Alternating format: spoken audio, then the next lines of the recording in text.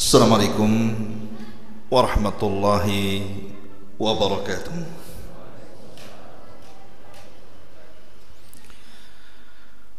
Alhamdulillah, alhamdulillahilladzi hamdan katsiran tayyiban mubarakan fih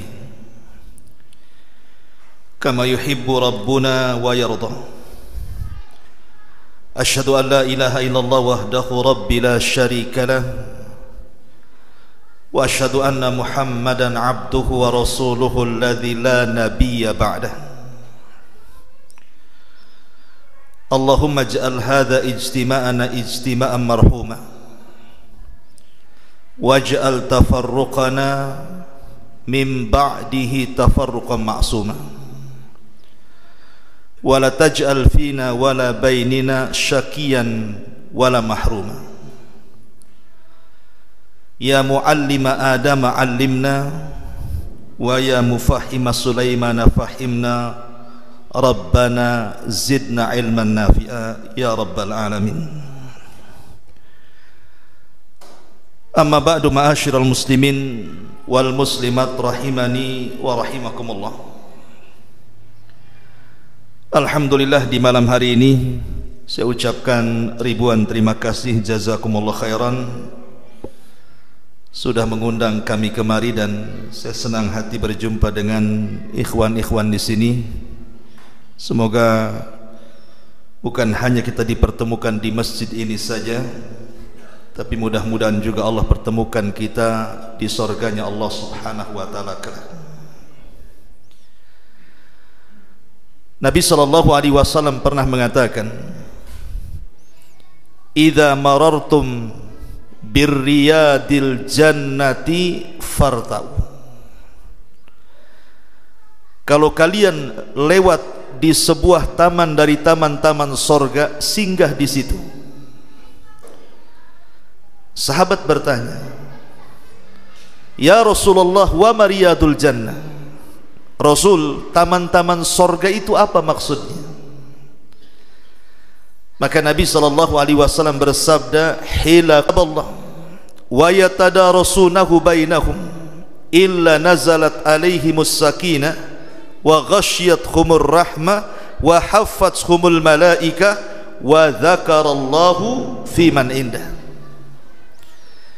Tidaklah sebuah kaum berkumpul di salah satu rumah daripada rumah-rumah Allah alias masjid, dibacakan Al-Quran, dipelajari hadis-hadis Nabi di situ, kecuali Allah akan menebarkan ketenangannya, Allah akan menurunkan rahmatnya, dan para malaikat akan mengepakkan sayapnya, dan nama kita disebut-sebut di langit sana. Indahnya majlis ilmu itu, ikhwan. Datangnya saja antum kemari, kemudian setelah selesai majlis taklim antum pulang, apa kata Rasul? "Qumu maghfuran lakum." Berdirilah, pergilah kalian, dosa kalian sudah diampuni. Bagaimana yang tidur Ustaz, diampuni enggak? Tak tahu pula saya. Yang jelas jangan tidur saja, dengerin sampai selesai. Pembahasan di malam hari ini sebagaimana dijanjikan, kita akan membahas tentang fitnah akhir zaman. Artinya bicara soal huru-hara hari kiamat.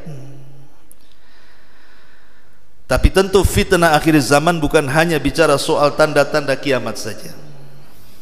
Banyak persoalan nanti kita akan bahas, karena memang kita sendiri berada di akhir zaman. Kita tahu bahwa Nabi SAW adalah Nabi yang terakhir. Jika tidak ada umat setelah umat Rasul, maknanya kita dengan kiamat itu sudah dekat, karena tidak ada umat lagi. Wajar kalau Nabi SAW mengatakan, "Ana was-sa'ah kahataini," kata Rasul, saya dan hari kiamat seperti ini, saking dekatnya. Dengan mengisyaratkan dua jari, saya dan hari kiamat seperti ini, kata Rasul. Artinya ketika Rasul SAW mengisyaratkan seperti itu, menunjukkan bahwa diutusnya Nabi SAW sendiri adalah bagian daripada tanda-tanda sudah dekatnya kiamat. Ditambah-tambah menurut para ulama 90% lebih tanda-tanda kiamat kecil itu sudah berlaku. Hanya beberapa persen saja yang tersisa. Artinya tinggal menginjak kepada tanda-tanda kiamat besar. Tetapi karena tanda-tanda kiamat besar ini sama pertanyaannya dengan kapan kiamat, sehingga kita tidak bisa memprediksi.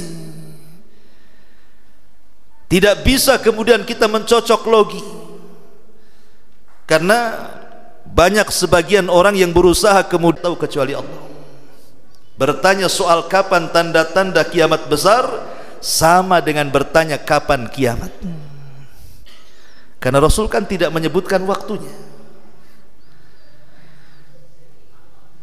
Ketika Nabi SAW bicara soal kiamat saja, Rasul hanya menyebutkan harinya saja kan, hari Jumat. Hari Jumat itulah Allah Subhanahu wa taala menciptakan Adam. Hari Jumat itu Allah memasukkan Adam ke sorga. Hari Jumat Allah keluarkan Adam dari sorga. Dan hari Jumat juga Allah wafatkan Adam. Dan hari Jumat juga Allah bangkitkan kiamat. Hanya disebut harinya saja. Adapun tanggal, kemudian bulan, kemudian tahun, tidak ada yang tahu kecuali Allah. Makanya dalam hadis yang panjang sekali, hadis Jibril namanya, ulama menyebutnya induk hadis. Kalau Al-Fatihah itu induk Quran, tapi kalau induk hadis itu hadis Jibril. Kan semua ada induknya. Al-Quran disebut induknya Al-Fatihah. Kata Rasul, la salata illa bi ummil kitab. Tidak ada salat kecuali dengan menggunakan induknya Al-Quran. Apa induk Al-Quran? Al-Fatihah. Kenapa Al-Fatihah menjadikan induk Al-Quran? Karena seluruh Al-Quran itu rangkuman daripada surah Al-Fatihah. Quran itu kan terbagi tiga. Sepertiga bicara tauhid, sepertiga bicara hukum, sepertiga bicara akhlak. Dan itu semua ada dalam surah Al-Fatihah. Tetapi kalau bicara induk hadis, berarti bicara soal hadis Jibril yang datang kepada Nabi SAW bertanya soal Islam, bertanya soal iman, bertanya soal ihsan, dan semua dijawab Nabi. Jibril bertanya soal Islam, Rasul menjawabnya. Jibril bertanya soal iman, Rasul menjawabnya. Jibril bertanya soal ihsan, Rasul menjawabnya. Tapi ketika Rasul ditanya soal kiamat, Rasul tidak jawab. Apa kata Rasul? Mal mas'ulu anha bi'a'lama minas sa'il. Orang yang ditanya tidak lebih paham dibandingkan orang yang bertanya. Maknanya aku dan engkau wahai Jibril sama-sama tidak tahu. Tidak tahu, saya dan engkau tidak tahu. Kalau Rasul tidak tahu kapan kiamat, Jibril tidak tahu kapan kiamat, muncul pula orang mengatakan tahu kiamat. Kemarin nih kan 2022 ya, akan terjadi dukhon, asap tebal di langit. Rupanya tak terjadi. Alhamdulillah tak jadi kiamat. Berarti meleset lah kan. Karena tidak bisa diprediksi kiamat itu. Memang persoalan pertanyaan kapan kiamat itu semua para nabi disibukkan dengan pertanyaan itu. Kaumnya Nuh datang kepada Nuh dan mengatakan, ya Nuh, kapan kiamat? Kaumnya Ibrahim datang kepada Ibrahim dan mengatakan, ya Ibrahim, kapan kiamat? Kaumnya Nabi Saleh, Nabi Syuaib, seluruh para nabi disibukkan dengan pertanyaan kapan kiamat.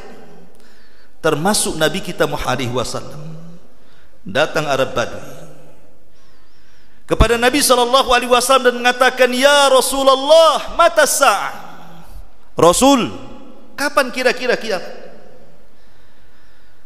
Rasul tidak mau menjawab. Orang ini bertanya lagi, Rasul kapan kiamat?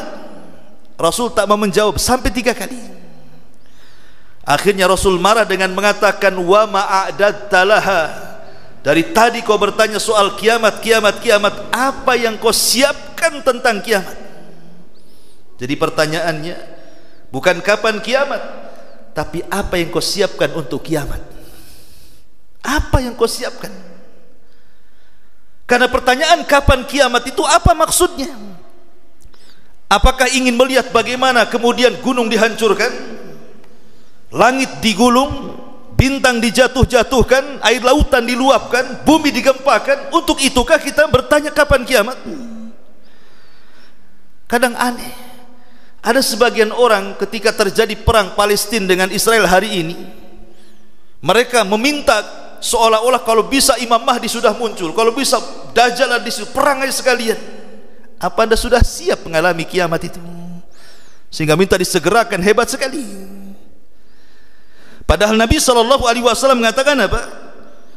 Kata Nabi SAW, badiru bil a'mal fitanan kakita'il lailil mudlim, yusbihur rajul mu'minan wa yumsi kafira, au yumsi mu'minan wa yusbihu kafira, yabi'u dinahu bi aradin minat dunya.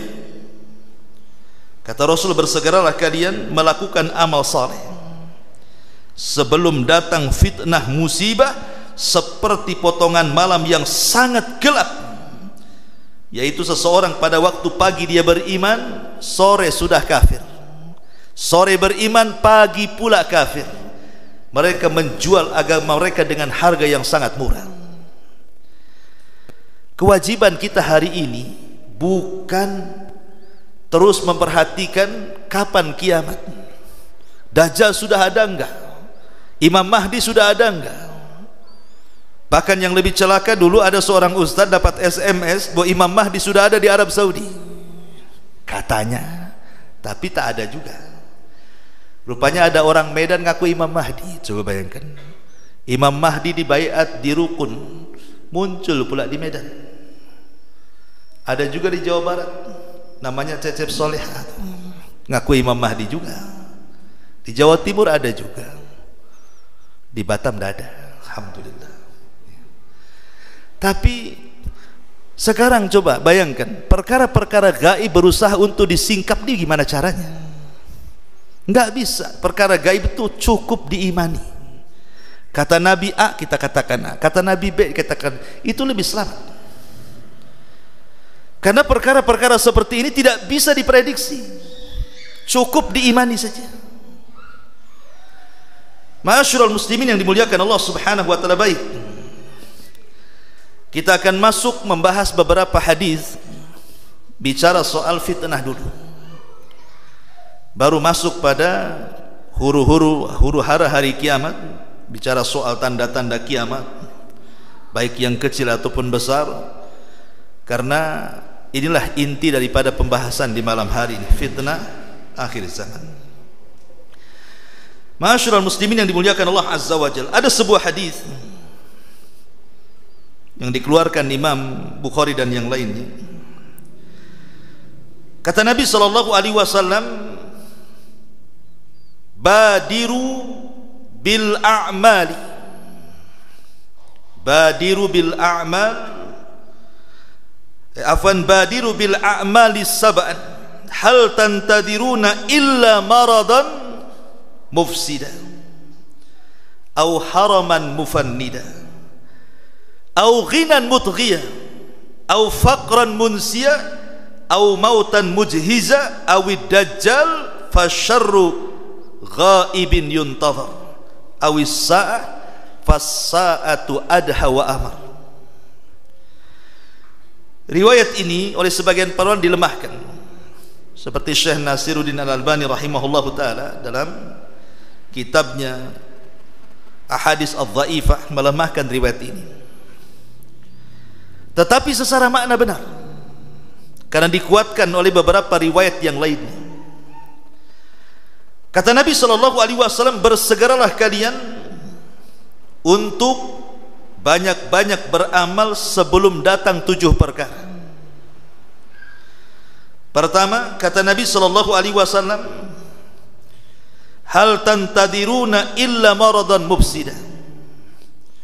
Jangan sampai kita belum beramal sudah datang sakit yang merusak, atau kepikunan yang menjadikan dia tidak bisa beramal,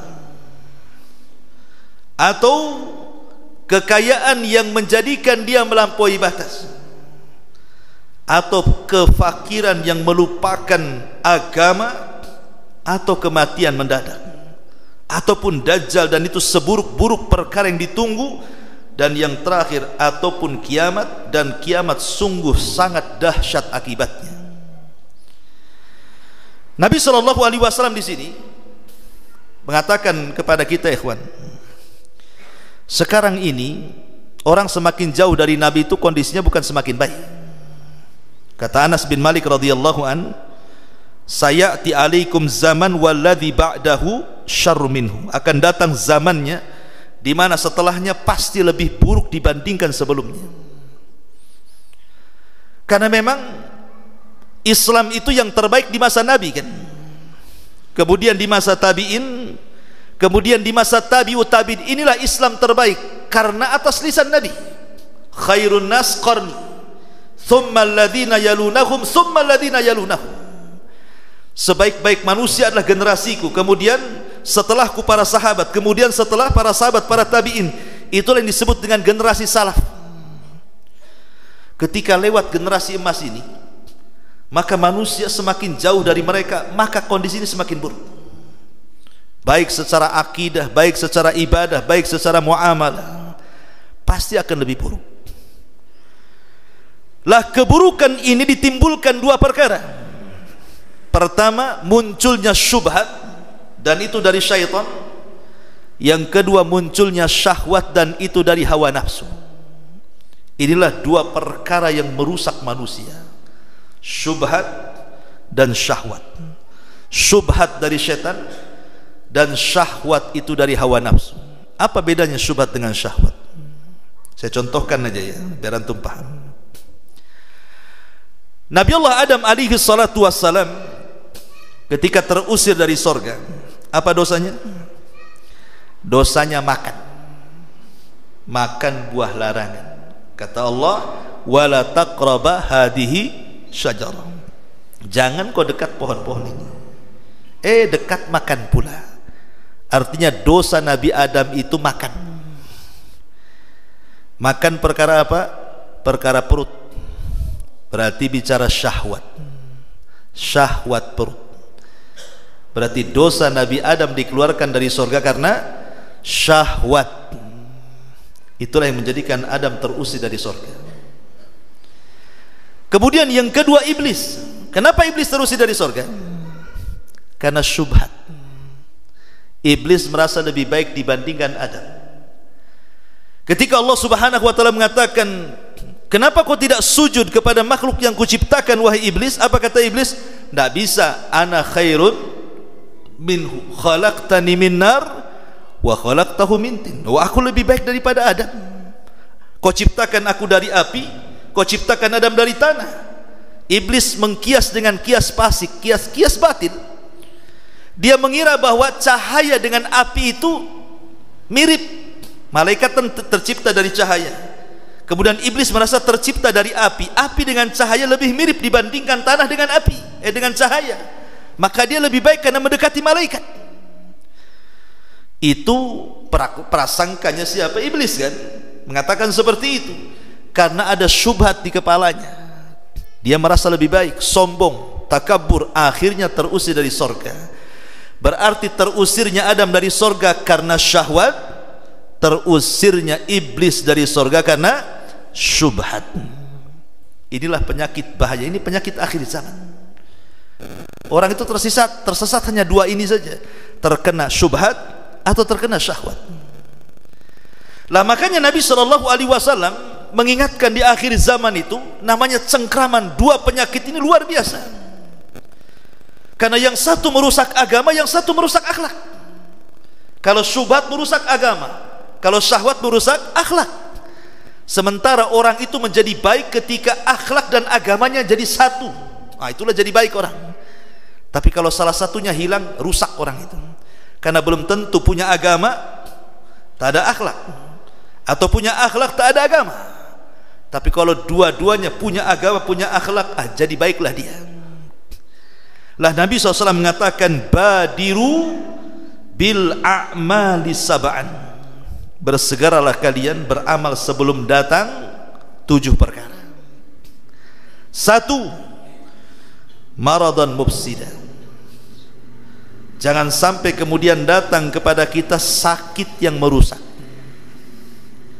Coba lihat orang sakit itu, ikhwan. Apalagi orang-orang yang terkena stroke, yang terbaring, yang ada di kursi roda, yang ada di kasur, makan disuapi, minum diminumi, mau bergerak saja harus dipangku dan dipapa. Bisa apa coba? Hanya bisa melamun saja. Enak ya orang itu ke masjid, saya tak bisa ke masjid. Enak orang itu kok kesana kemari silaturahim, saya tak bisa. Apalagi cerita jihad, enak ya orang itu bisa jihad, saya tak bisa.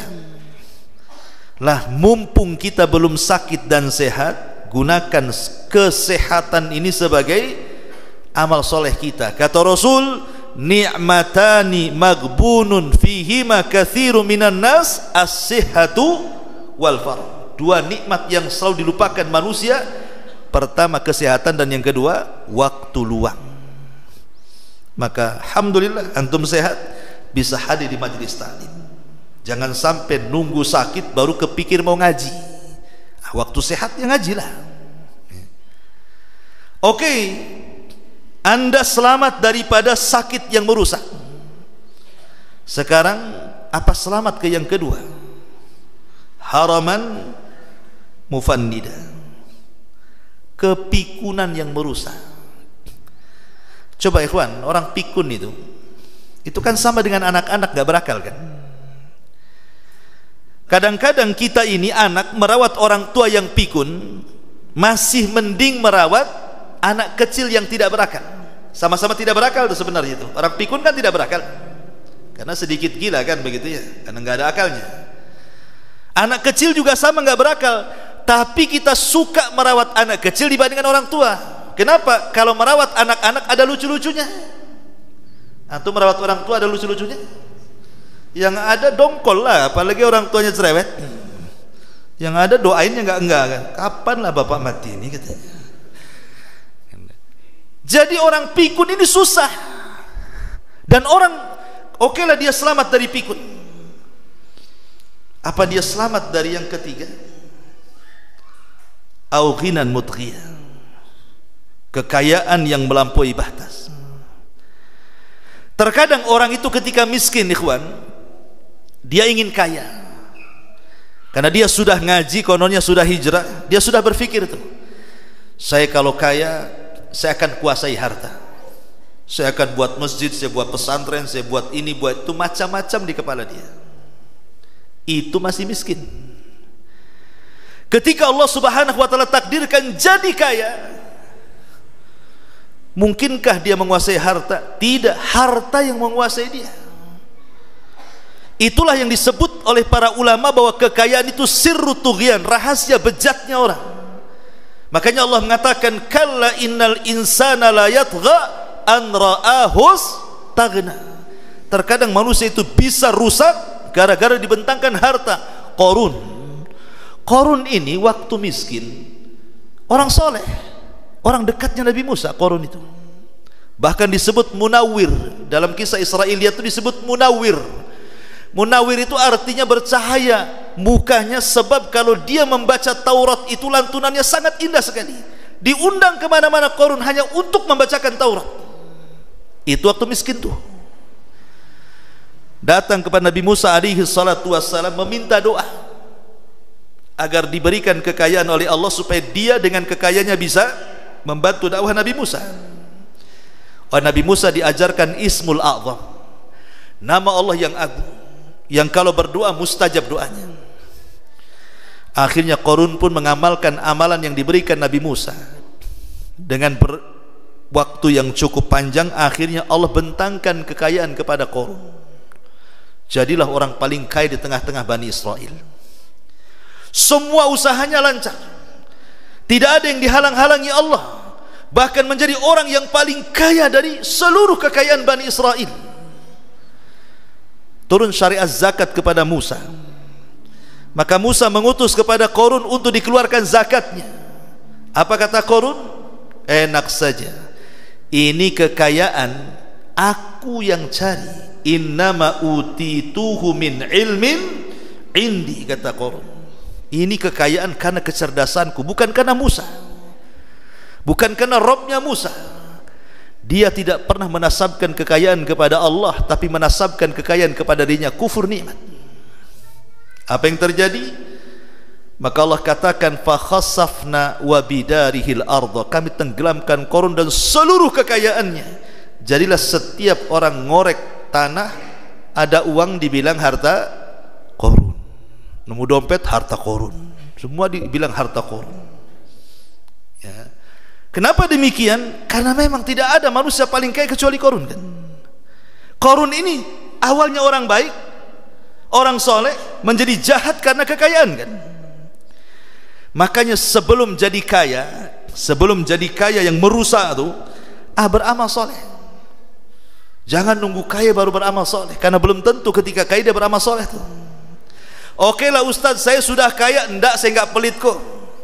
Saya juga beramal, saya juga infakkan harta saya. Oke, Anda selamat dari kekayaan yang melampaui batas.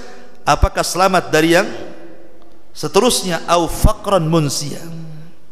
Setelah Anda kaya, Allah buat Anda miskin. Yang miskinnya ini melupakan, tidak bisa ibadah. Kemana saja kau tak ngaji, aduh susah, makan aja susah. Tidak mungkin saya makan hadis sama ayat, saya harus kerja. Nggak hadir dia di pengajian. Alasannya apa? Cari kerja. Itu namanya kemiskinan yang melupakan namanya. Ya. Kan bahaya nih. Kemudian oke lah Anda selamat, kemiskinan yang tidak melupakan. Saya masih ngaji walaupun miskin. Apakah selamat dari yang seterusnya? Au mautan mujhiza, kematian mendadak. Sekarang tingkat kematian ikhwatu fiddin, kalau dulu ya biasanya yang banyak mati itu usia yang sudah tua, biasanya usia-usia di atas 60, 70, itu udah bau tanah biasa, dekat-dekat. Tapi survei membuktikan hari ini yang banyak meninggal bukan orang tua, tapi anak-anak remaja. Kenapa? Karena yang trek-trekan di jalan itu nggak ada yang usia 70, rata-rata anak SMP, SMA kan gitu ya. Itu yang paling banyak mati itu. Jadi kakeknya belum mati, cucunya udah mati. Itu survei seperti itu kan gitu. Jadi kematian itu tidak ada tanda-tandanya. Oh ada Ustaz, tandanya sudah tua, sudah keriput, usianya sudah 8 tahun, 80 tahun. Kata siapa yang 20 tahun mati kemarin? Ya kan? Lah, kematian mendadak ini bahaya. Karena yang namanya tobat itu tidak bisa kemudian menunggu kematian kan? Harus tobat sebelum kematian. Kalau Anda ini selamat semuanya, tidak sakit yang merusak, tidak pikun yang melupakan, tidak kaya yang menjadikan orang itu melampaui batas, atau tidak miskin yang melupakan, tapi apakah Anda selamat dari kematian mendadak? Karena kita tidak mungkin selamat dari kematian mendadak, segeralah beramal kata Nabi. Oke, Anda selamat dari kematian mendadak, apakah selamat dari yang selanjutnya? Awid dajjal fasyarru ghaibun yuntadhar, atau berhadapan dengan dajjal. Saatmu sebelum sakitmu, waktu kayamu sebelum fakirmu, waktu lapangmu sebelum sibukmu, dan waktu hidupmu sebelum matimu, kata Rasul. Kalau memang ada 5 perkara ini, jaga sebelum datang perkara-perkara fitnah yang datang bergelombang-gelombang menghantam kita. Taib ma'asyiral muslimin yang dimuliakan Allah Subhanahu wa taala, kita masuk pada prediksi-prediksi Nabi tentang akhir zaman, dan ini harus kita yakini karena Nabi sallallahu alaihi wasallam yang bersabda. Kata Nabi sallallahu alaihi wasallam dalam riwayat Abdullah bin Mas'ud radhiyallahu anhu, sayakunu fi akhir zaman qaumun yajlisuna fil masajid hilaqan hilaqan imamuhumud dunya. Hadis ini disahihkan oleh Syekh Nasiruddin Albani rahimahullah. Kata Nabi sallallahu alaihi wasallam, sayakunu fi akhir zaman, akan datang zamannya di akhir-akhir, ya kita ini akhir zaman, sebuah kaum mereka duduk-duduk di masjid berhalakoh-halakoh, tetapi yang dibicarakan urusan dunia. Kalau dulu di zaman Rasul itu masjid digunakan untuk berbicara urusan akhirat kan, sekarang enggak. Ketemu di masjid itu cerita bisnis, cerita dagang, cerita niaga, cerita hasil, cerita kebun, semua diceritakan. Kalau dulu masjid itu betul-betul bicara soal akhirat, masuk masjid saja sudah kebayang neraka, kebayang sorga. Kalau dulu, sekarang masuk masjid kebayang duit, rupiah, dolar, ringgit, semua ada. Nah, ini kan sudah akhir zaman. Orang di masjid halakoh tahfidz harusnya, ini halakoh dunia.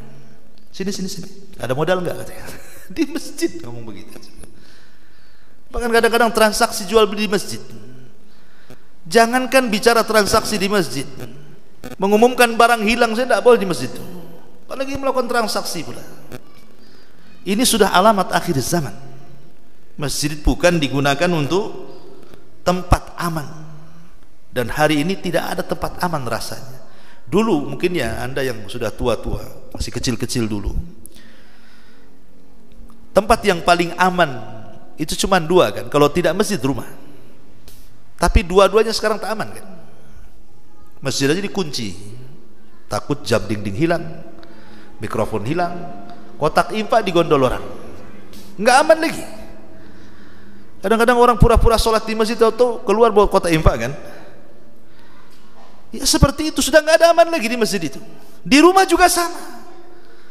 Sekarang tidak ada tempat aman di dunia ini, karena masjid saja sudah tempat orang itu sudah berani melakukan kejahatan. Na'udzubillah tsumma na'udzubillah. Kalau tempat Baitullah, rumah Allah saja sudah tidak aman, mau cari kemana lagi keamanan coba? Dan ini sudah akhir zaman. Ini yang pertama. Kemudian juga yang kedua, hadis Abu Hurairah radhiyallahu anhu. Nabi SAW mengatakan, ya'ti 'alan nas zamanun la yubalir rajulu min aina asabal mal min halalin au haramin. Akan datang zamannya kepada manusia, kata Rasul, manusia tidak peduli ketika mencari harta itu, apakah dia dapat harta dengan cara yang halal ataukah dia mencari harta dengan cara yang haram. Yang penting kaya di zaman sekarang, mau sikut kanan kiri depan belakang, yang penting dapat uang. Ini sudah datang zamannya. 14 abad Rasulullah mengatakan seperti ini. Akan datang zamannya manusia tidak akan peduli cara mengambil harta, apakah dengan cara halal ataukah dengan cara haram. Dan sekarang terbukti kan. Bahkan ada orang yang membuat kaidah, Ustadz, jangan cerita halal, yang haram aja susah katanya. Padahal yang halal lebih banyak dibandingkan yang haram. Kenapa dia ngomong bicara seperti itu? Makanya kalau kita lihat apa yang diprediksi Nabi SAW ini, sebenarnya sudah ada juga di zaman Rasul, tapi kan tidak sedahsyat hari ini. Contoh umpamanya, ketika Nabi SAW hijrah dari Mekah ke Madinah, kan Rasul itu melihat kota Madinah atau Yathrib di kala itu ekonomi dikuasai siapa? Yahudi. Pasar besarnya itu dikuasai Yahudi. Adapun kenapa Yahudi masuk Madinah itu panjang ceritanya. Tapi yang menguasai pasar ekonomi di zaman itu adalah orang-orang Yahudi. Lah Nabi SAW melihat berbagai macam kecurangan yang dilakukan orang-orang Yahudi itu, sampai turun surah Al-Mutaffifin. Wailul lil mutaffifin alladzina idza qtalu 'alan nasi yastawfun wa idza kaluhum aw wazanuhum yukhsirun ila akhir ayat. Rasul mulai mengingkari kecurangan-kecurangan itu, sehingga Rasul mengatakan ketika melihat kecurangan-kecurangan dagangnya orang-orang Yahudi, mengatakan nanti akan datang zamannya manusia akan kembali seperti itu, tidak peduli dengan halal dan haram. Coba mulai mengurangi takaran, mengurangi meteran, mengurangi timbangan, curang dalam berdagang, gharar, riba, zalim dan semua antum transaksi dengan bank. Kita masuk dalam lingkaran setan. Bahkan riba sudah ada di pagar-pagar rumah orang, sudah ada di pohon-pohon kelapa, sudah ada di pohon-pohon pisang. Silakan pinjam dengan bunga yang ringan, semua ada. Di mana-mana riba. Bayangkan, saya pikir riba di bank saja, rupanya di pohon pisang ada, tempel di situ. Ini kan repot kalau sudah kayak gini. Sudah ada bel, kasih tahu tuh. Isya jam berapa? Apa ini Isya ini? Bukan. Udah masuk Isya. Berarti kita sholat Isya dulu. Habis sholat Isya kita lanjut ya. Taib. Ya. Masih panjang masalahnya sampai jam 11 insyaallah ya. Ya subhanallah bihamdika asyhadu an la ilaha illa anta astaghfiruka wa atubu ilaik. Wallahu ta'ala alam. Assalamualaikum warahmatullahi wabarakatuh.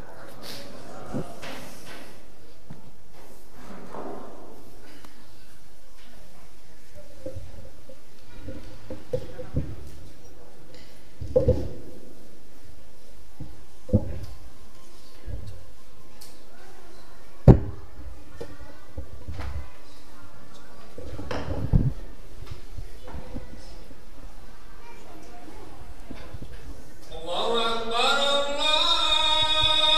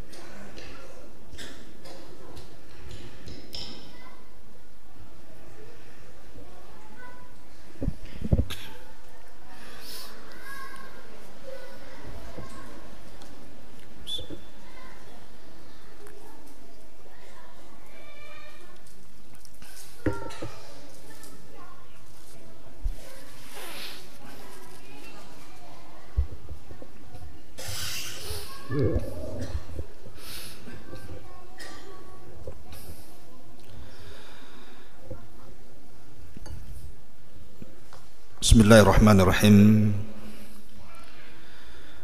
Bihamdillah wassalatu wassalamu ala Rasulillah wa ala alihi wa sahbihi wa mawalah wa la hawla wa la quwata illa billahi wa ba'du.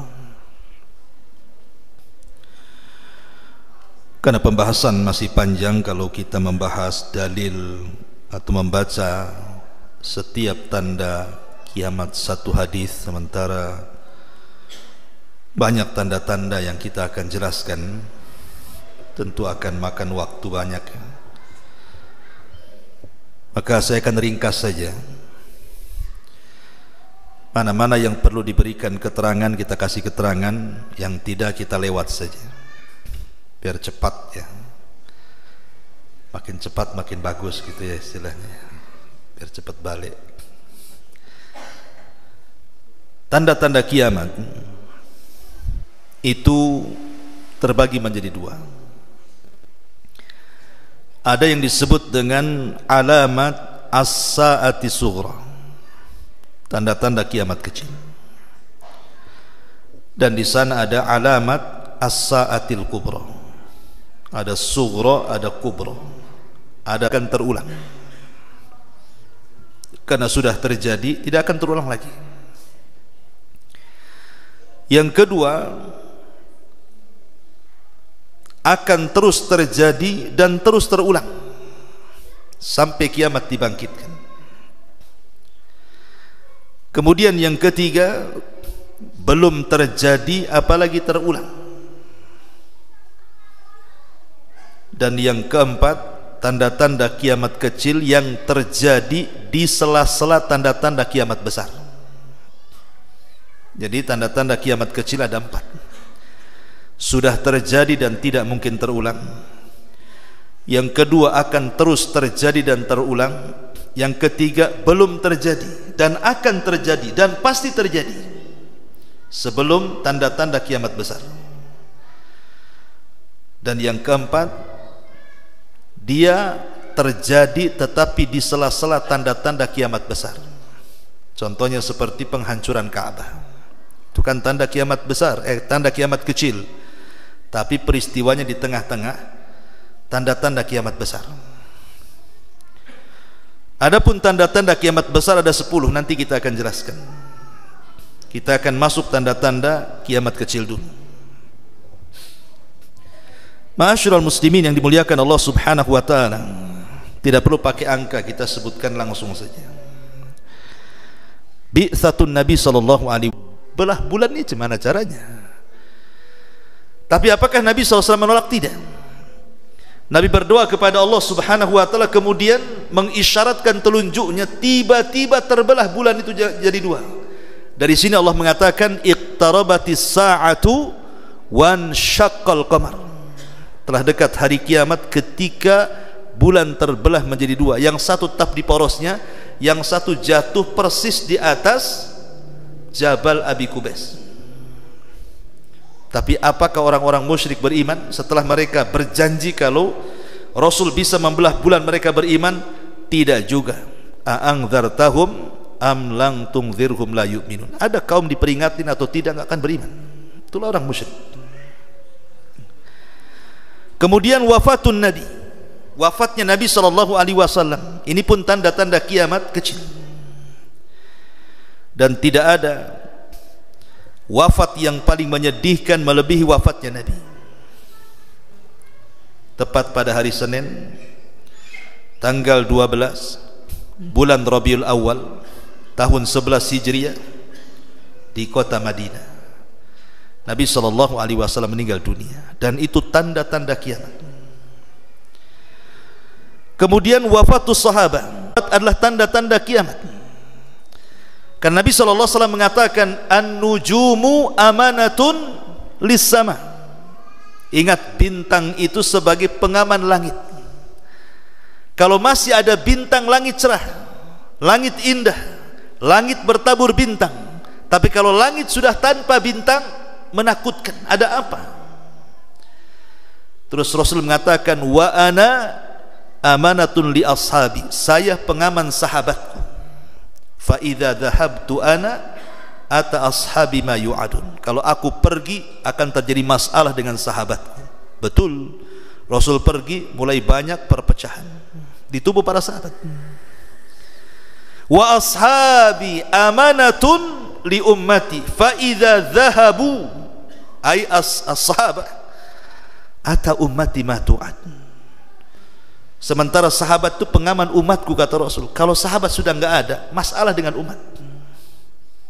Dan betul, ketika tidak ada satupun sahabat yang hidup, muncul berbagai macam gerakan-gerakan sesat dalam Islam. Khawarijnya muncul, Mu'tazilahnya muncul, Qadariyahnya muncul, macam-macam.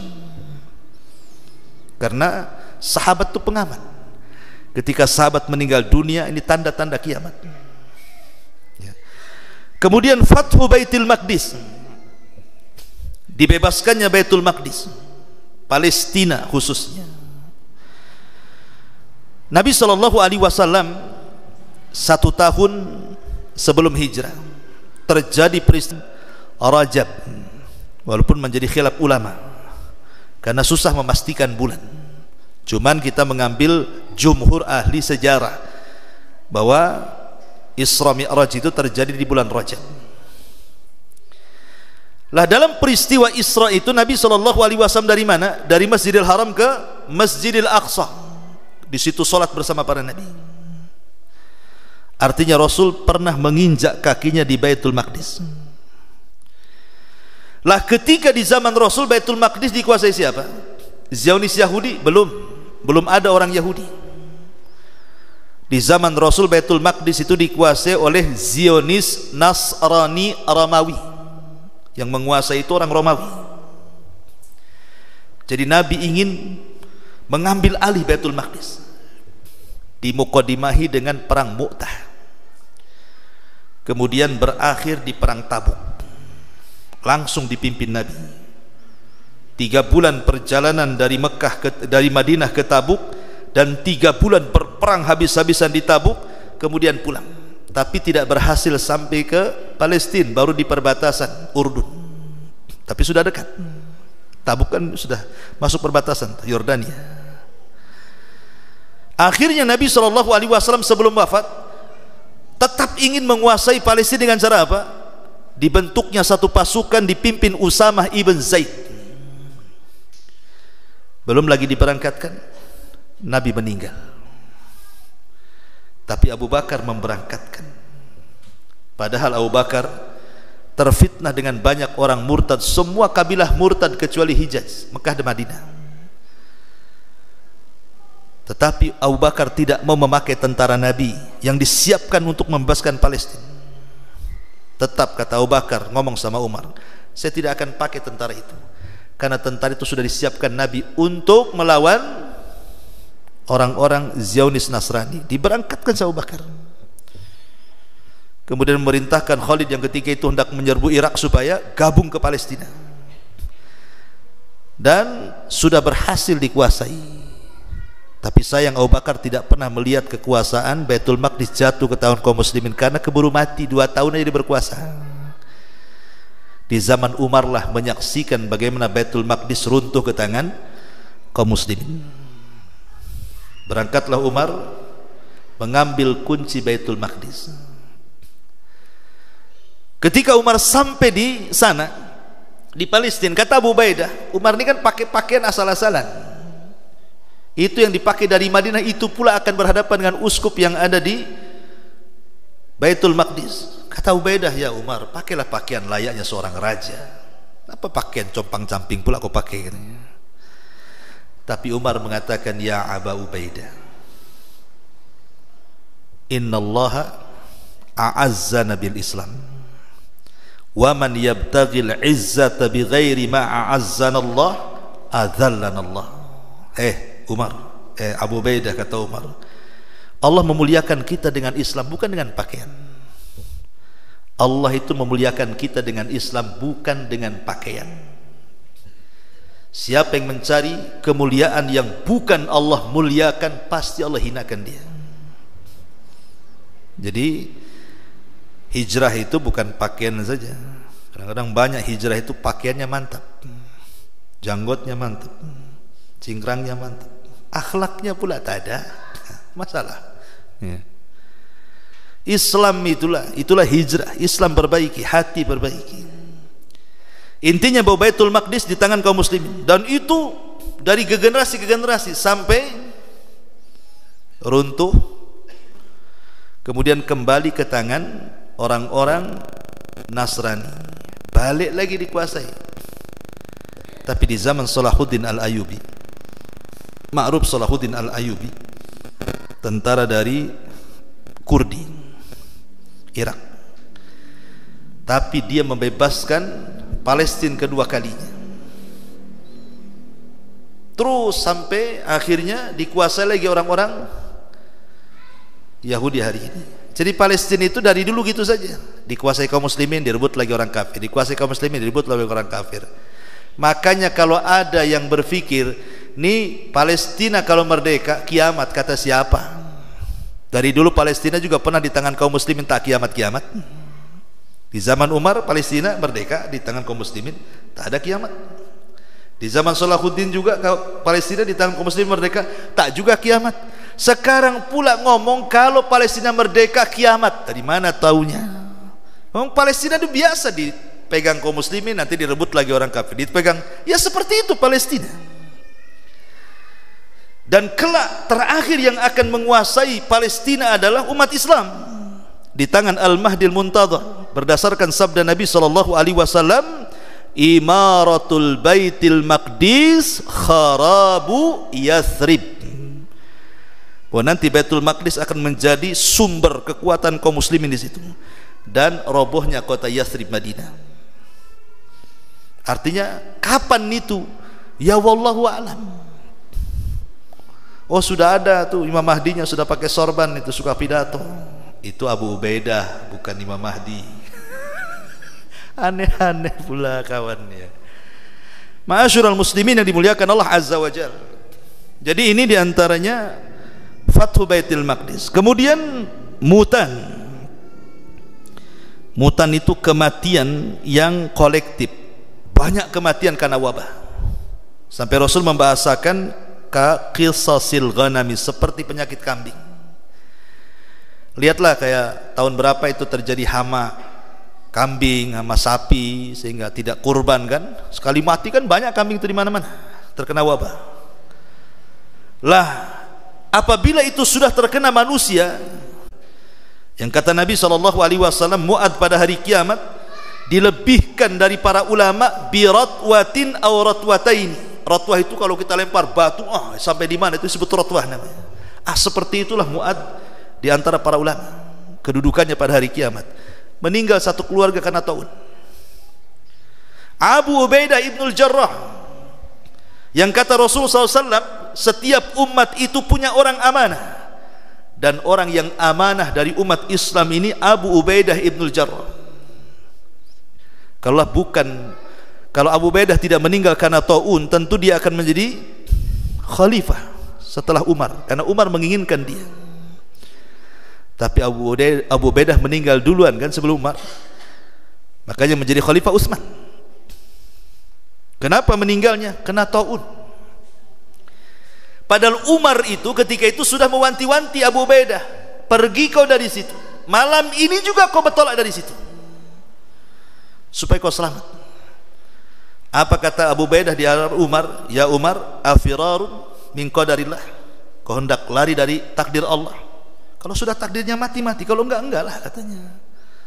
Kenapa kau halangi kami untuk menyerang Amwas? Kata Umar, ya nafirru min qadarillah ila qadarillah, kita lari dari takdir Allah ke takdir Allah yang lainnya. Daripada mati kaunya, larilah dari situ, kata Umar. Karena bagaimanapun perkataan Abu Ubaidah ya tidak salah, al-hadaru minal qadar, al-hadaru minal maut la yamna'ul qadar. Orang menghindar dari kematian belum tentu dia terhindar dari kematian, bisa saja dengan kematian yang lain. Tidak terkena corona ya ketabrak mobil gitu maksudnya. Ya, karena namanya takdir kan tidak mesti harus kena taun kan. Abu Ubaidah ngomong begitu, seolah ngomong begitu. Tapi Umar mengatakan tidak, kita kenapa aku suruh kau keluar bukan berarti menolak takdir, tidak.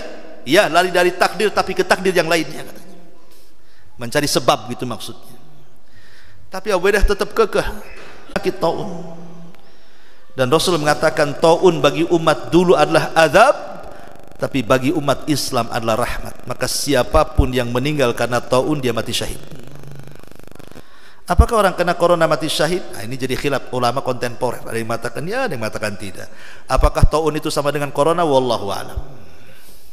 Tapi antum kan sudah divaksin kan? Nah, udah ada coronanya berarti.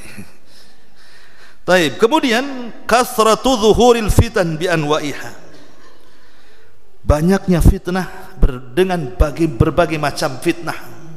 Apa kata Rasul ketika bicara soal fitnah di sini? Kata Nabi sallallahu alaihi wasallam, tu'radul fitan 'alal qulubi kal hasiri 'udan 'udan. Fa ayyu qalbin ushribaha nukitat fihi nuqtatus sauda wa ayyu qalbin anqaraha nukitat fihi nuqtatu bayda. Hatta tasira ala qalbaini ala abyad mithla as-safa fala tadurruhu fitnatu ma damatis samawati wal ard wal akhar aswad murbadan kal quzi muzahhiya la ya'rifuna ma'rufan wa la yunkiru munkaran illa ma ushriba min hawah, kata Rasul. Akan diletakkan fitnah itu pada sisi hati atau dipaparkan pada hati-hati kalian seperti tikar yang dipintai sehelai demi sehelai, kata Rasul.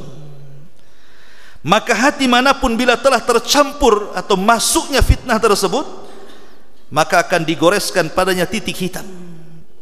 Dan hati mana saja yang mengingkarinya, maka digoreskan padanya titik putih. Sehingga hati manusia terbagi menjadi dua. Ada hati yang putih seperti batu marmer yang halus, ketika itu fitnah tidak akan membahayakan selama langit dan bumi tegak. Tapi ada hati yang hitam kelam seperti cangkir yang dibali, ketika itu dia tidak pernah mengenal mana yang ma'ruf dan mana yang mungkar. Contoh nih, anggap saja ini cangkir. Ini kalau dibuka nih tutupnya, otomatis ada lubangnya. Kita isi air, pasti air akan masuk ke dalam botol kan. Ini kalau hatinya masih bagus. Kalau hatinya bagus, botolnya masih tegaknya kayak gini nih, diisi air masuk. Tapi coba antum balik gini, diisi air dari sini, masuk nggak airnya? Itulah hati yang rusak, kata Rasul. Kal quzi muzahhiya, seperti gelas yang ditelungkupkan, nggak ada lubang pantatnya kan, mau diisi pun ya nggak akan masuk tuh. Itulah hati yang penuh dengan maksiat, dan itu fitnah. Di akhir zaman itu macam-macam maksiat ada, dari maksiat level rendah sampai maksiat level tinggi, semua ada. Dari dunia klinik sampai dunia perdukunan. Padahal di negeri kita kan paling subur tuh dunia perdukunan. Kalau dulu dunia perdukunan, karena dukun itu tidak ada yang benar. Apalagi dukun pakai pengacara lagi sebenarnya kan. Kenapa tidak pakai pengacara jin saja? Pakai pengacara manusia lagi juga. Intinya mereka pendusta, dan itu semua dosa-dosa luar biasa, kesyirikan terjadi. Belum lagi yang percaya kelenak-kelenik, tangkal sana tangkal sini, jimat sana jimat sini, belum lagi tatoyurnya, belum orang yang bersumpah selain Allah, bernadar di kuburan, macam-macam, sampai kepada masalah dosa-dosa muamalah, dosa-dosa ghibah dan begitu seterusnya. Dan ini bisa menghitamkan hati. Lah ketika terlampau banyak dosa, kita lihat hati manusia seperti gelas yang telungkup itu, susah membedakan yang ma'ruf, susah membedakan yang mungkar. Akhirnya kemudian yang ma'ruf dianggap mungkar, yang mungkar pula dianggap ma'ruf. Itulah yang disebutkan oleh Nabi sallallahu alaihi wasallam, yusaddaqu fiha al-kadhib wa yukadzdzabu fiha as-sadiq. Yang jujur dikatakan dusta, yang dusta pula dikatakan jujur. Yang amanah dikatakan khianat, yang khianat pula dikatakan amanah. Pencitraan. Apalagi musim politik hari ini. Ma'asyiral muslimin yang dimuliakan Allah Azza wa Jalla, apalagi cerita kejujuran ini cerita yang luar biasa. Di zaman Umar saja, kejujuran itu menjadikan sebuah perkara yang menakjubkan. Coba bayangkan, satu hari Umar ini, bahasa saya belusukan ya, belusukan kalau kepala negara masuk ke got-got itu belusukan ya kan. Ya. Tapi Umar nggak bawa wartawan, ya. Jadi nggak tahu beritanya. Jadi Umar tuh belusukan malam-malam. Umar ini kan salah satu khalifah yang peduli dengan rakyatnya. Jadi dia padang pasir itu disulap menjadi tenda-tenda. Jadi siapapun orang-orang dari daerah yang ingin ngadu nasib ke kota, mungkin kalau sekarang ke Jakarta lah kan gitu, itu oleh Umar itu disediakan tenda-tenda, tinggal di situ. Ya, kalau sekarang apartemen lah, dulu tenda lah. Listriknya dipasok, makanan dipasok gitu ya. Itu di zaman Umar tuh. Rupanya listrik itu kan dijatah tuh, anggaplah jam 10 mati. Jangan dihidupkan karena itu listrik milik negara. Ketika Umar lewat di situ, ada satu tenda itu kok masih nyala lampunya. Harusnya jam 10 mati kok masih nyala. Heran Umar, kenapa tidak taat dengan peraturan? Didekatilah tenda itu. Rupanya dalam tenda itu ada percakapan seorang ibu dan anak putrinya. Umar dengar saja. Mereka berdua tak tahu ada Umar di balik tenda. Kata ibunya, nak, besok kita jual air susu, kita tambah dengan air mineral, biar banyak untungnya. Kita tambah aja air putihnya dengan air susunya. Kata anak putrinya, jangan bu, Amirul Mukminin melarang, tidak boleh curang dalam berdagang. Kata ibunya, kan Amirul Mukminin tidak tahu, padahal ada di sampingnya tuh. Tidak tahu, dia tidak tahu kok katanya. Kata putrinya, bu, walaupun dia tidak tahu, tapi Amirul Mukminin itu punya Tuhan, dan Tuhan dia Tuhan kita juga. Umar ketika mendengar anak perempuan itu berkata jujur seperti itu, takjub, langsung pulang dia. Dikumpulkan semua anak-anak putranya, Abdullah ibn Umar, Qasim ibn Umar, banyak anak putra Umar. Apa kata Umar? Siapa di antara kalian yang siap menikah? Tiba-tiba Qasim mengatakan, saya wahai abi. Besok kita lamar. Di tenda itu ada bibit unggul tuh. Bayangkan, di bawahnya besok Qasim bin Umar dilamarkan orang yang ada di tenda itu. Bayangkan apa ibu yang mau curang itu apa nggak gelagapan gitu. Datangi Umar disangka mau ditangkap karena curang. Umar mengatakan, nikahkan putrimu dengan putraku. Kagetlah. Akhirnya nikahlah Qasim bin Umar dengan anak putri wanita itu. Dari keduanya lahir seorang putri namanya Laila.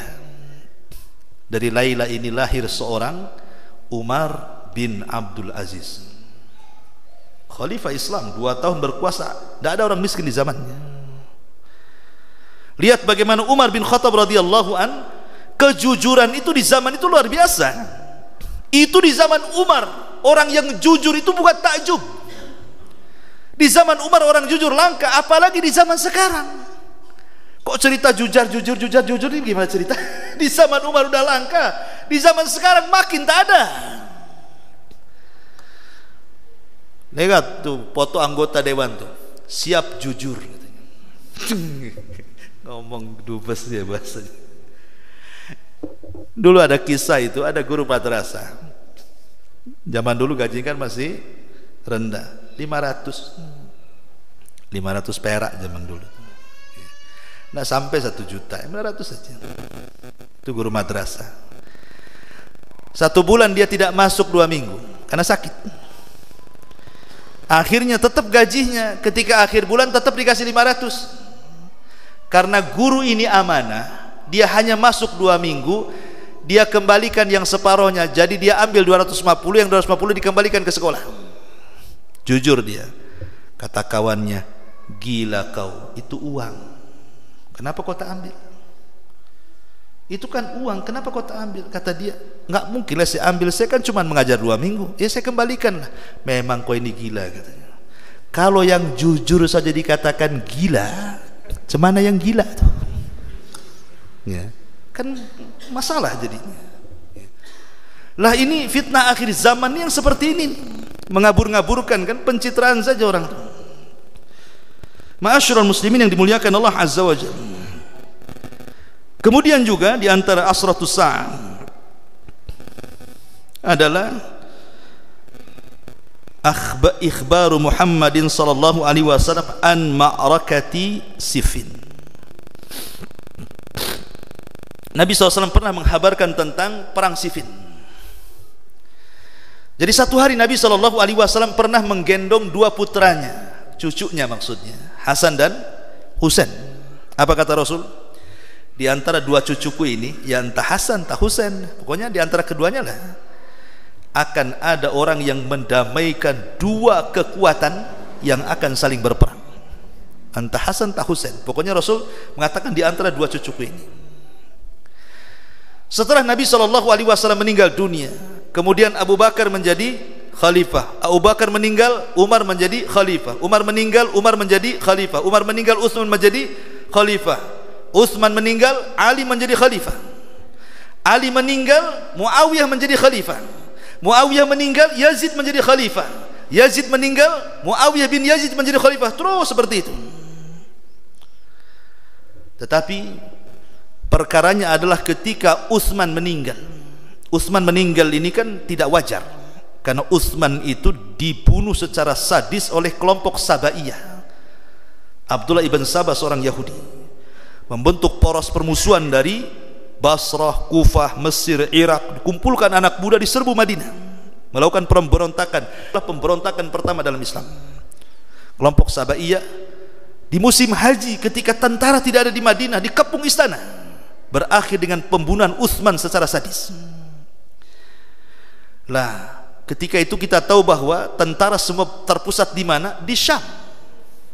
Dan Syam dipimpin Muawiyah. Muawiyah dengan Utsman itu satu kabilah, Bani Umayyah. Tidak terima dengan kematian Utsman. Sementara tentara dikuasai dia di Syam itu. Dia minta kepada Ali untuk menangkap semua pembunuh Utsman, tapi Ali tak mau.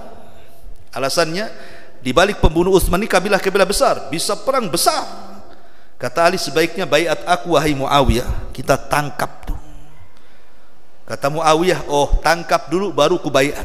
Kata Ali, baiat dulu kita tangkap. Kata Muawiyah, tangkap dulu baru ku baiat. Bingung dua orang ini. Akhirnya pecah tuh sholat witir, dihabiskan satu Al-Quran. Siapa yang bisa menghabiskan satu witir dengan Al-Quran? Kecuali Utsman. Dia baca dari Al-Fatihah sampai An-Nas, satu rakaat witir. Itulah Utsman. Sampai Utsman mengatakan, "Lau taharat qulubukum ma sabi'tu min kalami rabbikum." Kalau bersih hati kalian, tidak mungkin kalian kenyang untuk membaca Quran. Dituduh tidak mencintai Quran oleh Khawarij, dituduh kemudian dibunuh atas nama Quran. Nauzubillah. Ali juga sama, yang membunuh siapa? Abdurrahman bin Muljam, seorang Khawarij, atas nama Quran. Itulah Khawarij itu, hati-hati. Pemikiran-pemikiran Khawarij itu. Nanti karena Rasulullah SAW mengatakan nanti di akhir zaman ada anak-anak muda yang muda-muda, jahil-jahil, tapi sok-sokan agamanya, meremehkan solat kalian di antara solat mereka, puasa kalian dengan puasa mereka, baca Quran kalian dengan bacaan Quran mereka, tapi tidak sampai di tenggorokannya. Kalau engkau berjumpa dengan mereka, perangi mereka, karena dalam merangi mereka terdapat pahala. Khawarij, ya, rinciannya panjang lah kisah Khawarij itu. Harus ada pembahasan khusus karena sejarahnya panjang Khawarij ini. Ya. Intinya bahwa terjadinya perang Siffin ini sudah diwahyukan dan terjadi, dan itu alamat kiamat. Ya. Kemudian juga khuruju ad'iyatin nubuwati wad dajjalina wal kadzabin. Munculnya nabi-nabi palsu. Munculnya nabi-nabi palsu itu di awal-awal dakwah Rasul tidak ada. Maksudnya periode Mekah itu tidak ada orang yang berani mengaku nabi palsu.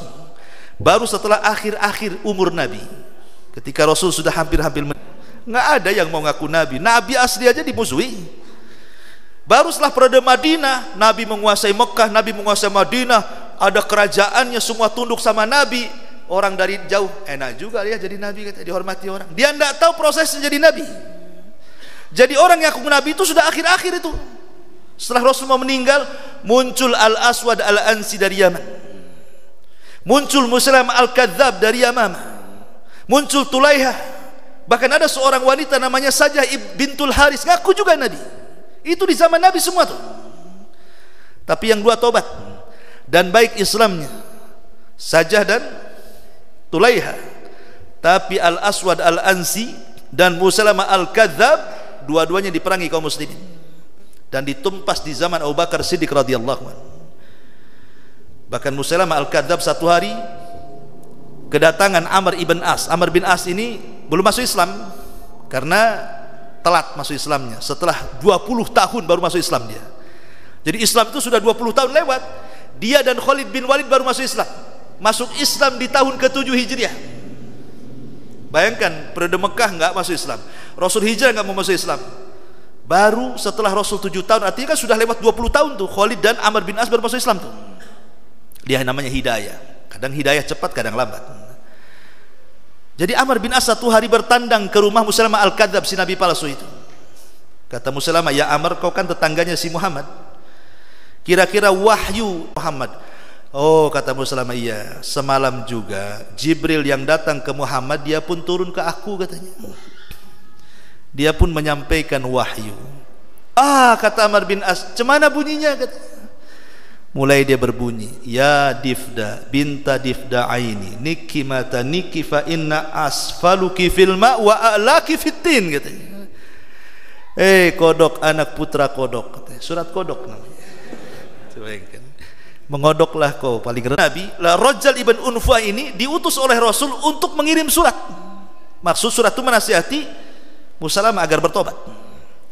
Di tengah jalan Rajal ibn Unfah membawa surat dari Nabi, meninggal pula Nabi. Meninggal Nabi itu. Kemudian dia sampai ke Musailamah al-Kadzdzab.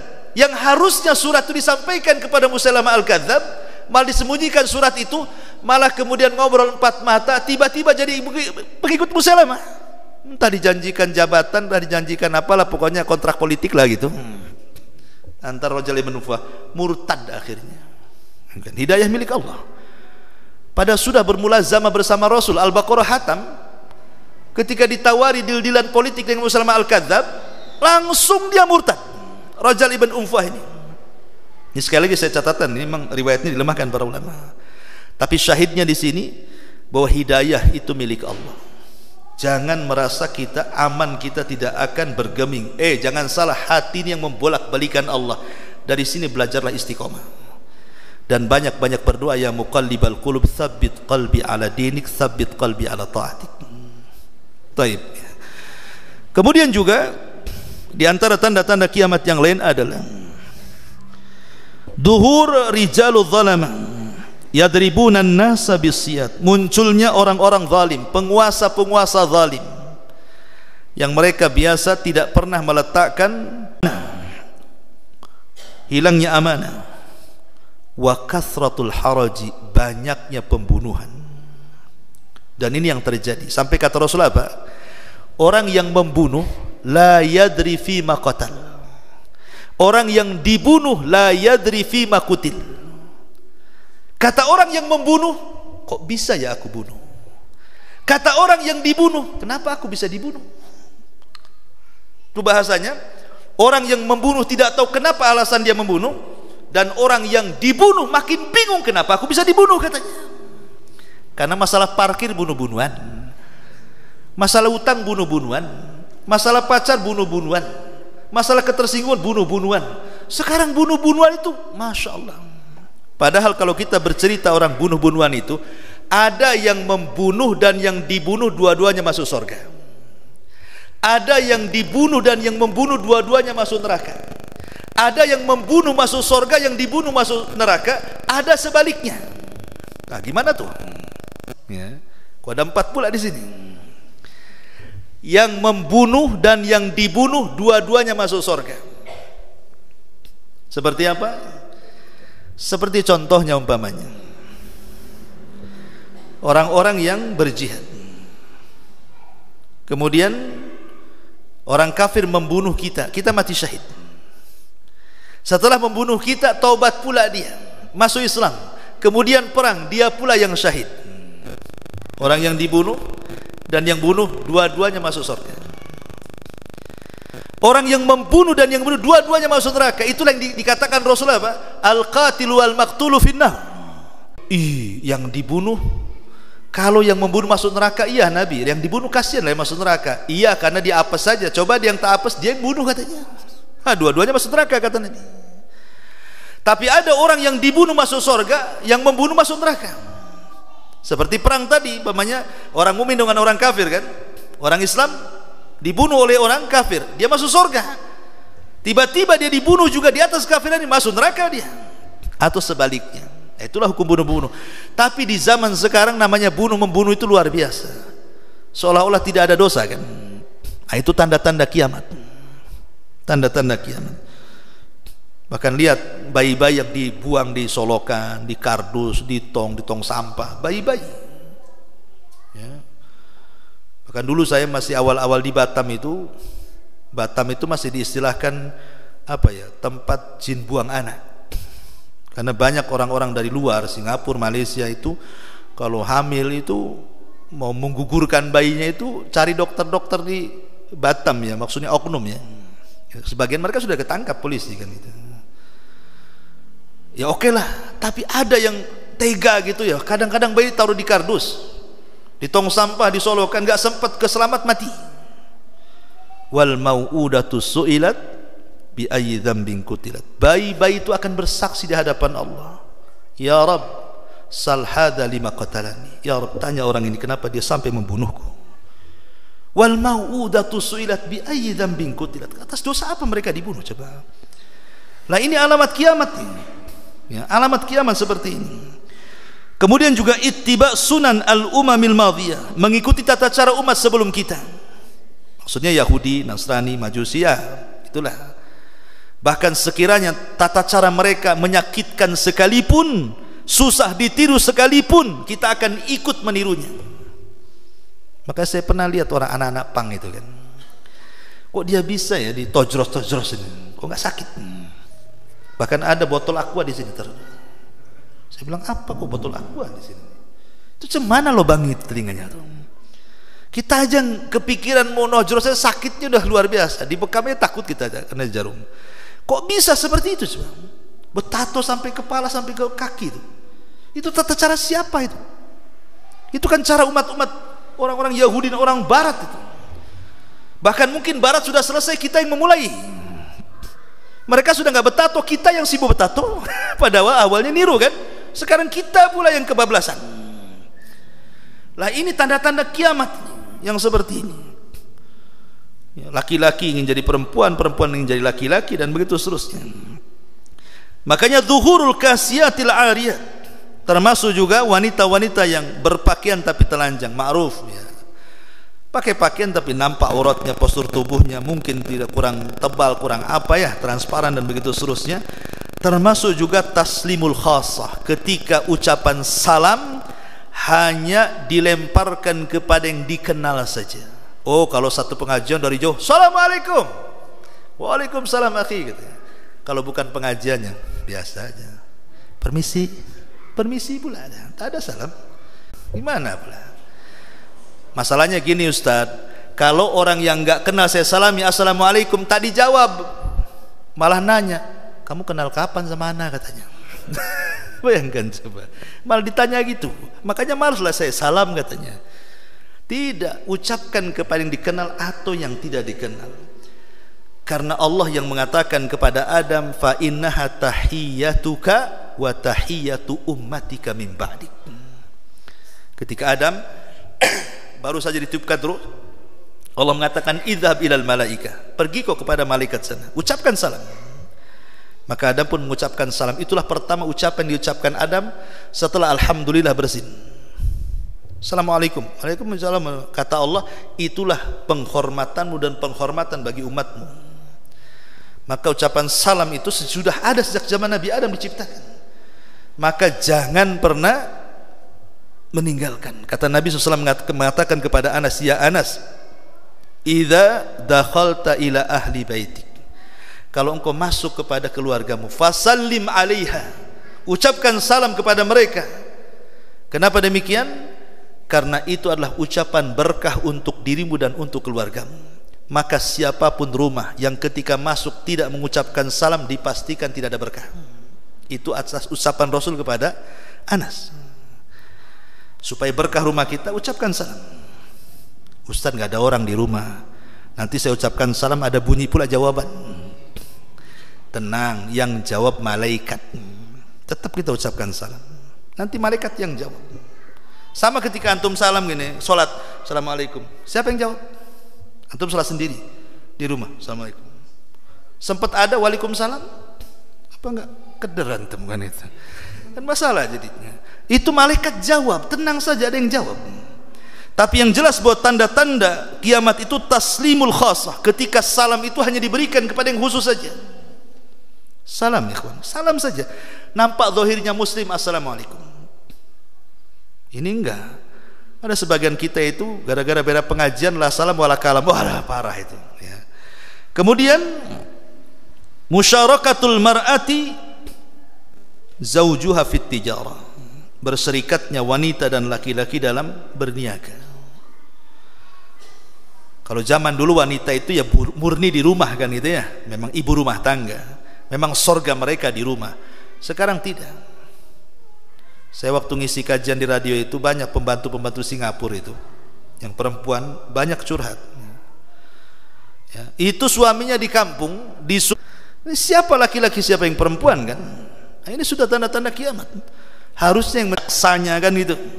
Akhirnya yang hak dikatakan batil, yang dikatakan batil. Ini bahaya. Kalau sampai seseorang membayar saksi yang bukan saksi sehingga dia bisa bersumpah dengan sumpah palsu, itu zalim. Terkadang orang yang tidak berhak dipenjara akhirnya dipenjara. Terkadang harta yang tidak boleh diambil akhirnya terampas. Terkadang nyawa yang harus dilindungi akhirnya terbunuh. Gara-gara putusan pengadilan, gara-gara saksi bayaran. Kan bahaya tuh. Saksi-saksi bayaran itu. Makanya Rasul dengan tegas, ala wa qaulu zur, ala wa qaulu zur, sambil bangkit Rasul mengatakan, ingat jangan ada persaksian dusta. Ma'asyiral muslimin yang dimuliakan Allah Azza wa Jalla, termasuk juga ta'allumul ilmi li ghairi, putra beliau Ibrahim. Sehingga Rasul ketakutan, sahabat makin takut lagi. Disangkanya gerhana matahari total itu karena kematian Ibrahim, karena bertepatan masalahnya. Tapi turun wahyu.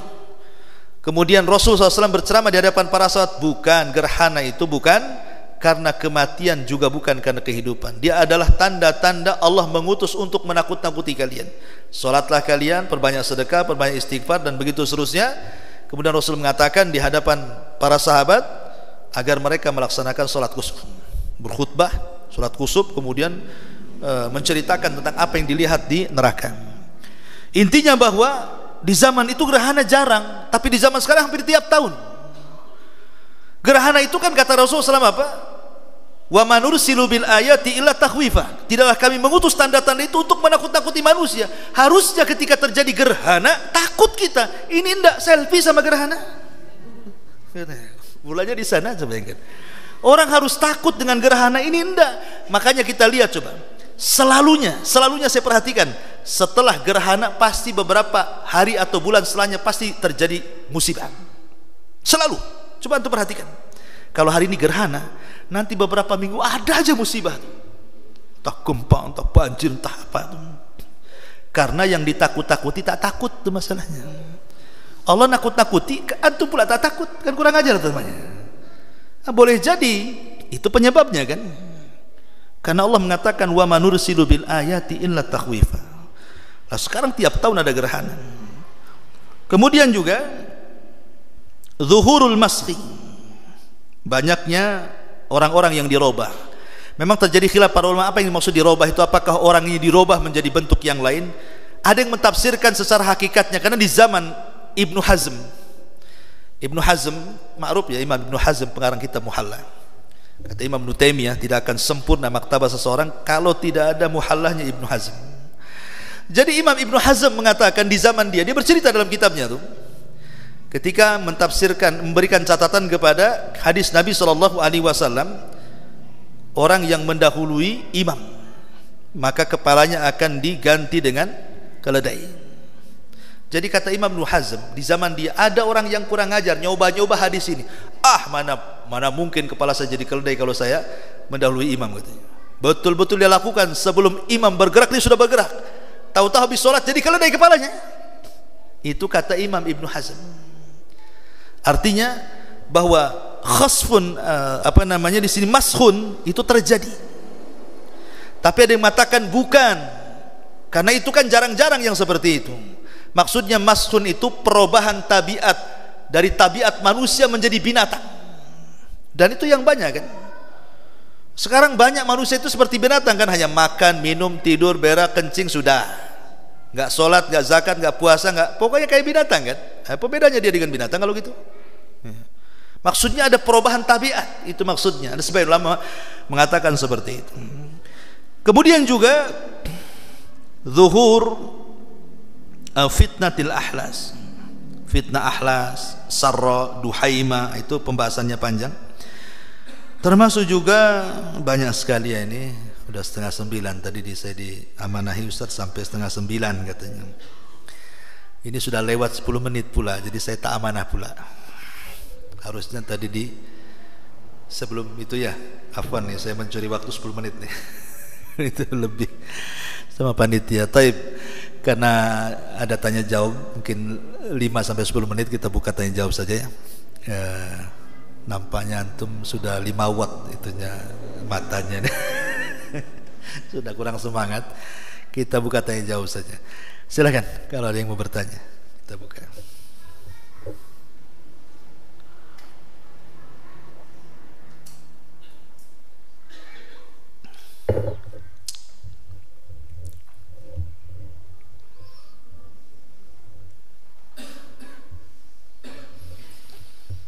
Gak ada? Alhamdulillah, udah paham semua, senang saya.